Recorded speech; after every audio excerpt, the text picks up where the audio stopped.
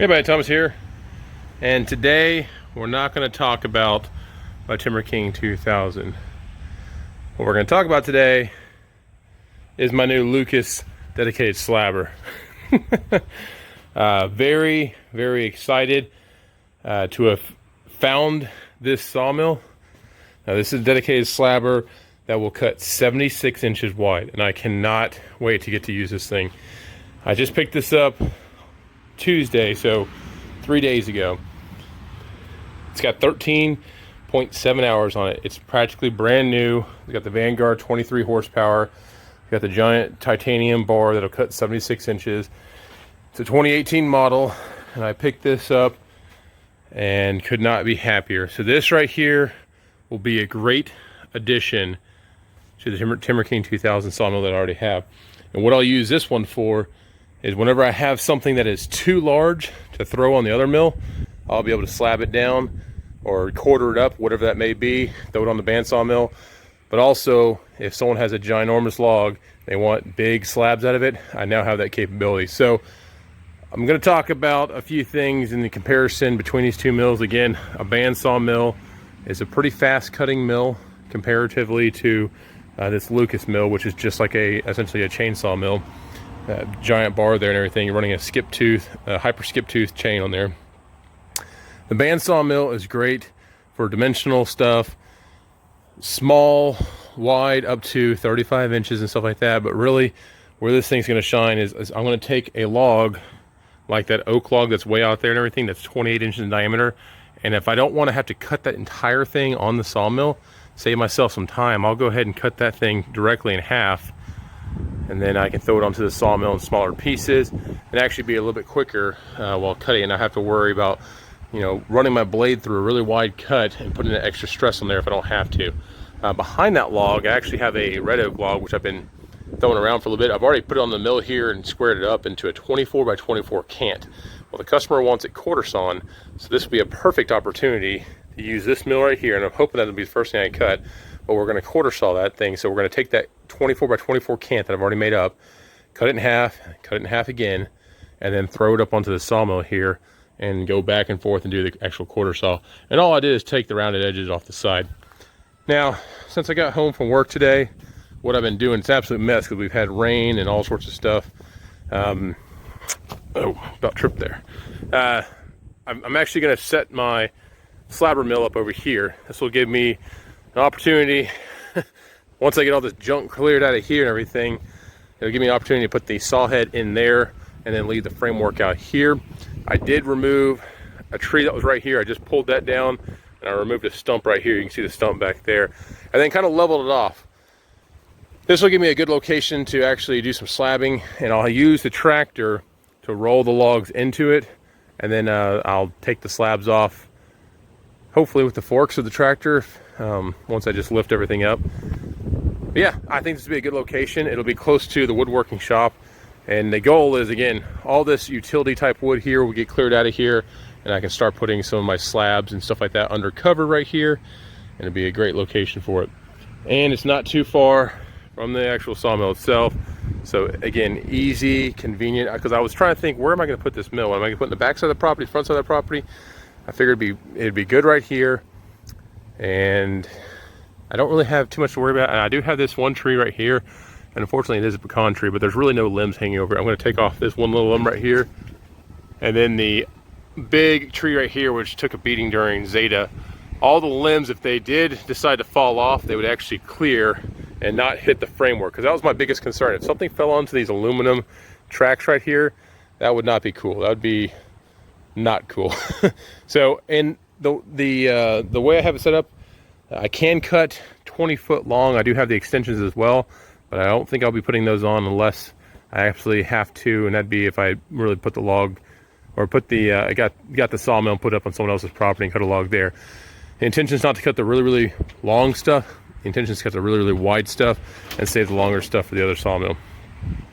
All right, so I'm going to throw on some kind of time lapse that'll show me setting this thing up. And to tell you the truth, I've got to actually look at the manual and start from scratch and figure out how to do this, because I've never run a Lucas mill. I've only seen some videos on it, and this thing popped up and I just had to jump on it. So yeah, bear with me. We'll see what we can do.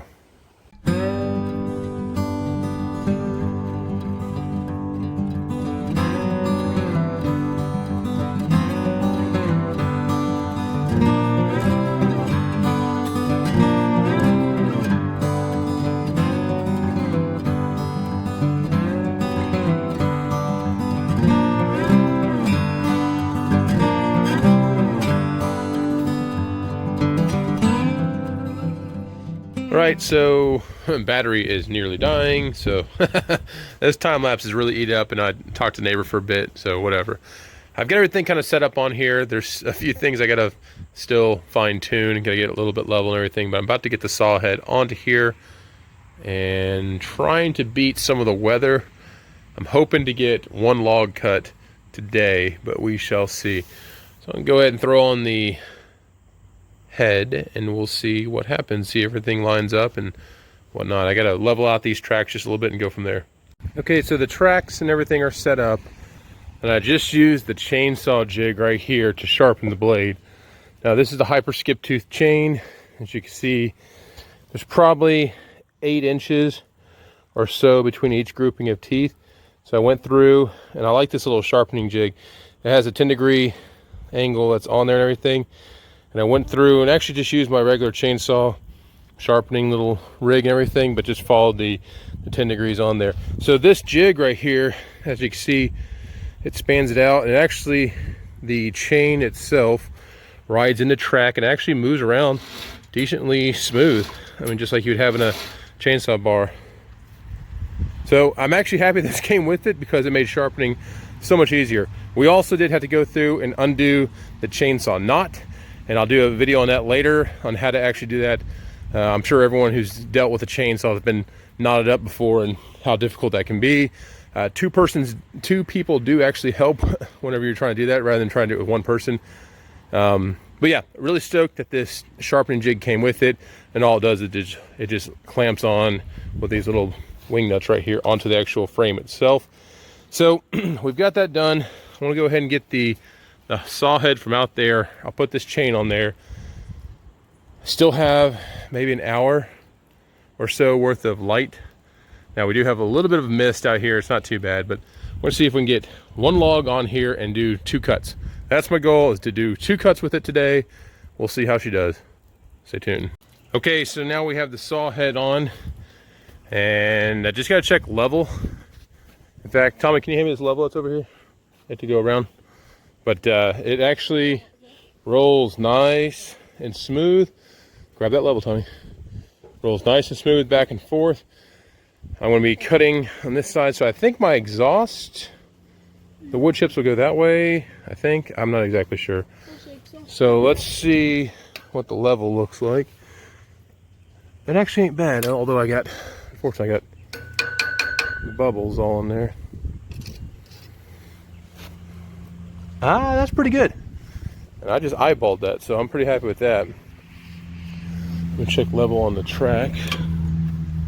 Pretty good. That's pretty good as well. And we'll check this side. Sorry, I'm moving the camera around so much. Yep, I want to call that good.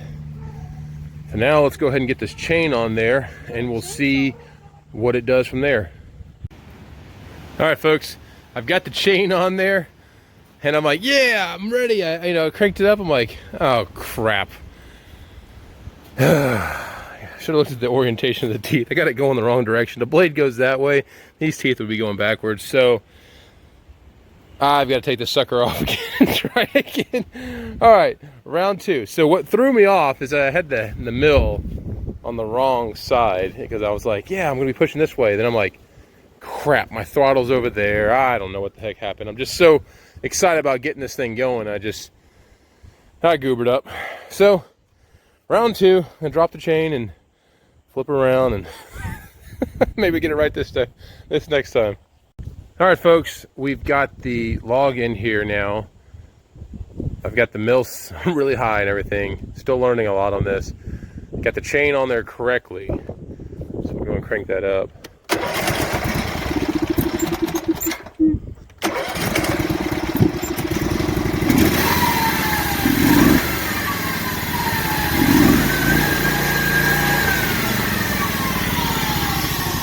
So we'll have the oil running, and we've got, I think we got everything set up. We gotta get the engine warmed up a little bit. What my buddy said when I bought this is like, you want to make sure you have an inch pops out, so roughly about an inch when you pop it. The oak log here, let's see how she does, but the oak log here, I was trying to level the log. I'd already cut this on the other sawmill. I see that's not a good idea to do now that I have this. She's not exactly level, she's actually low on this side right here. But what I'm going to do is go ahead and make this cut. I'm going to drop the saw head down and cut roughly in the middle. Let's see what we can do. Alright, give me 1 second. Okay, so I don't know really what I'm doing because I've never used this one before, but I think I've read up enough things. I've got the blade roughly center of the log, and all I want to do is cut this log in half. That's the goal, is cut this log in half, and then we will see what we're left with, how it cuts and everything. And yeah, so I'm gonna put on a time lapse because I don't know how long it's gonna take me. I've got my wedges, got my hammer, and we'll see what she does, so stay tuned.